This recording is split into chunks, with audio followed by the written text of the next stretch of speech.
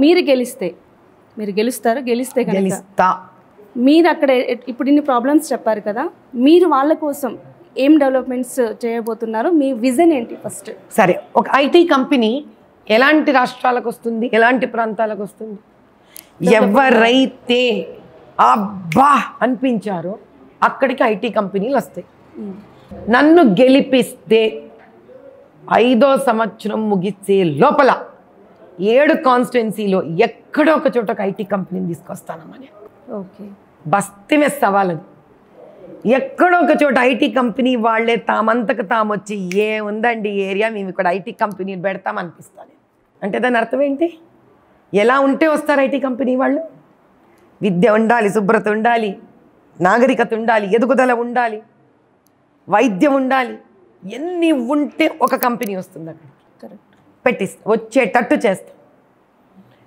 ఎంత టూరిజం అమ్మ అక్కడ, చారిత్రాత్మకవి ఎన్ని ఉన్నాయి అక్కడ. పోనీ ఒక చార్మినారే తీసుకుందాం. చార్మినార్ చుట్టూ ఎప్పుడైనా చూసారా మీరు? చార్మినార్ వరకు నీట్గా చేసుకొని ఈ మధ్యకాలంలో బీఆర్ఎస్ వాళ్ళు ఏదో కంటి నీళ్ళు తుడ్చడానికి వీళ్ళు మేనమామ మేనల్లుడు మామూ బాంజా వాళ్ళు కదా చిటికలేదు పొందరా మీనట్టు అన్నాడు. మనం కూడా చెప్దాం మామూ బాంజా అనుకుంటూ వాళ్ళ డబ్బులు వాళ్ళు తినడమే. సౌత్ జోన్కి అన్నిటికన్నా ఎక్కువ డబ్బులు ఇస్తారు వాళ్ళు జిహెచ్ఎంసీలో. ఎవరైనా ప్రశ్నించారమ్మా ఈరోజు దాకా? ఎక్కడ పోతున్నాయి డబ్బులు? పోల్స్ లేవు, ఎలక్ట్రికల్ లైట్స్ లేవు. ఎక్కడున్నాయి ఈ పోల్లు? ఈ పోళ్ళన్నీ మీకు బుక్లో ఉంటాయి. మీరు ఎప్పుడైనా చూసారా? ఆ జిహెచ్ఎంసీ బుక్ వెలిగిపోతూ ఉంటుంది అట్లా, ఎందుకంటే లైట్లు బుక్ లోపల ఉన్నాయి కాబట్టి. డ్రైనేజీలు ఏమో బయట పారుతూ ఉంటాయి. డ్రైనేజీలు కొన్న పైపులు ఏమో లెక్కలు బుక్లో ఉంటాయి. మరి ఆ మురికంతా ఆ బుక్కులలో పారుతుందో ఏమో మరి నాకు తెలీదు. డబ్బు తీసుకోవడంలో, ఆ డబ్బుకి లెక్క ఇవ్వకపోవడంలో ఇంతకన్నా అద్భుతమైన ప్రభుత్వాన్ని నేను చూడలే.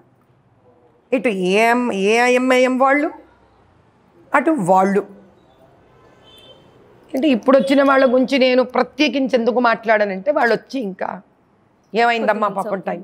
సో రేవంత్ రెడ్డి గారు మా ముఖ్యమంత్రి కాబట్టి ఆ వ్యక్తి గురించి నేను ఇప్పుడు చెప్పను. టైం ఇవ్వాలి. ఇంకా ఒకదాని వెనక కలిసిపోతూనే ఉంది.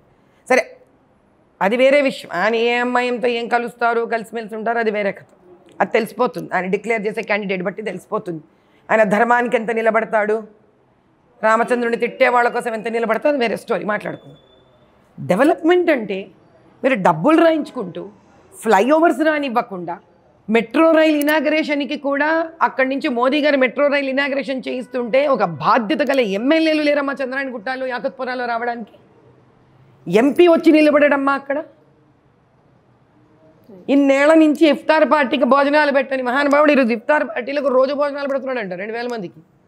ఈ 2000 భోజనాలు చేసేవాడు 39 ఏళ్ళలో కనిపించలేదు ఆయనకి. అంటే ఇప్పుడు భయం పట్టుకుందన్నమాట. బీదరికం, ఎటువంటి బీదరికం అంటే, మీరు కనుక నేను ఉన్నామని ఓపెన్గా డిక్లేర్ చేస్తే వాళ్ళ పేరు మీరు బయటికి చెప్పను అని అంటే, మీకు ఇలా 10 నిమిషాలకు ఒక ఫోన్ కాల్ వస్తుందమ్మా.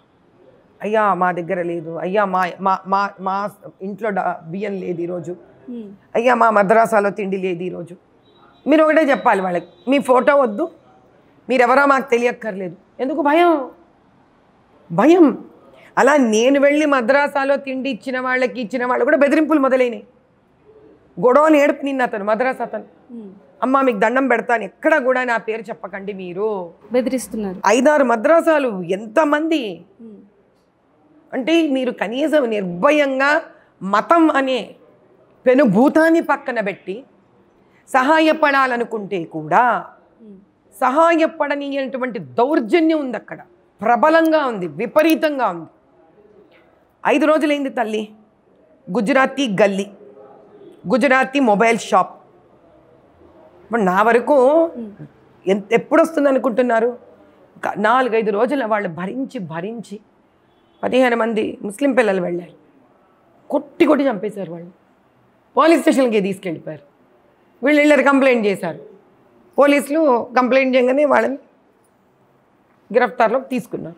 వెంటనే ఎమ్మెల్సీ వచ్చేసాడు.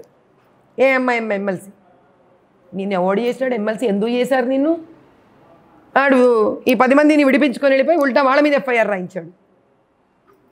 మన పోలీసు అన్నగారులు తమ్ముళ్ళు మహానుభావులు అయ్యా మీకు దండం నిజం భలే పెట్టారే ప్రభుత్వాన్ని మీ చేతుల్లో. మీరు అన్నట్టుగానే ఇప్పుడు మీరు ఎంచుకున్న కాన్స్టిట్యున్సీ అనేది గొడవలతో కూడిందని ప్రతి ఒక్కరికే తెలుసు. అక్కడికి వెళ్ళాలంటే కూడా చాలామంది మీరు అన్నట్టుగానే న్యాయం కోసం పోయినా కూడా పోయినవాడు కూడా భయపడతా ఉంటారు.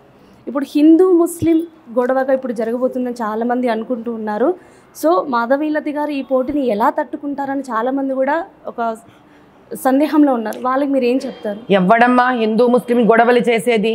8 ఏళ్లుగా ముస్లింలకు నేను సహాయపడుతున్నా. నిజంగా హిందూ ముస్లిం గొడవ చేసే మనస్తత్వం ఉంటే ఆ బీద వాళ్ళకి నన్ను ఇప్పటిదాకా ఏ సందులోనో గొంతులోనో పొడి చేసి ఉండాలిగా. చేయలేవాళ్ళు అంటే దాని అర్థం ఏంటి? సహజంగా వాళ్ళు చంపే ప్రవృత్తి ఉందా లేదా అని ఓపెన్గా తెలిసిపోతుంది మనకి.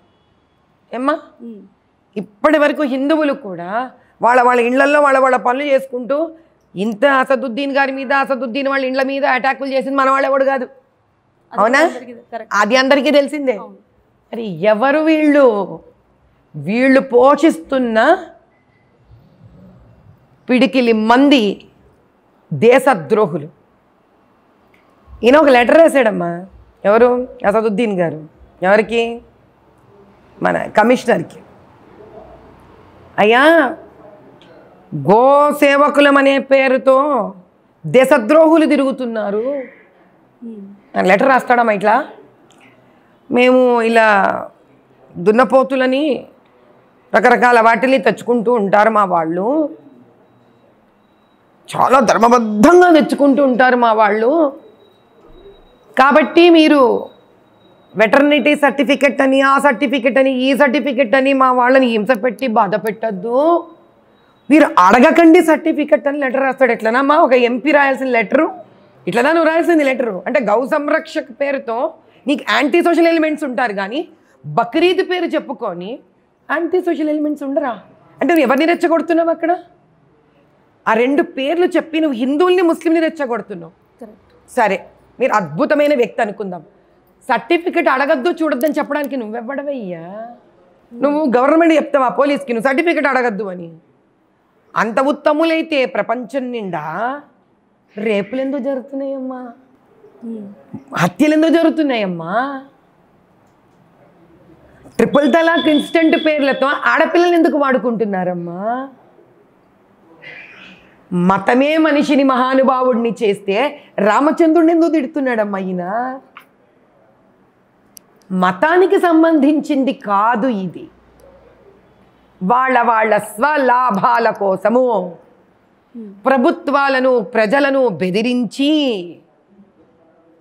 తోలుబొమ్మలను ఆడిస్తున్నట్టు చేతిలో పెట్టుకొని ఆడిస్తున్నారు వీళ్ళందరూ.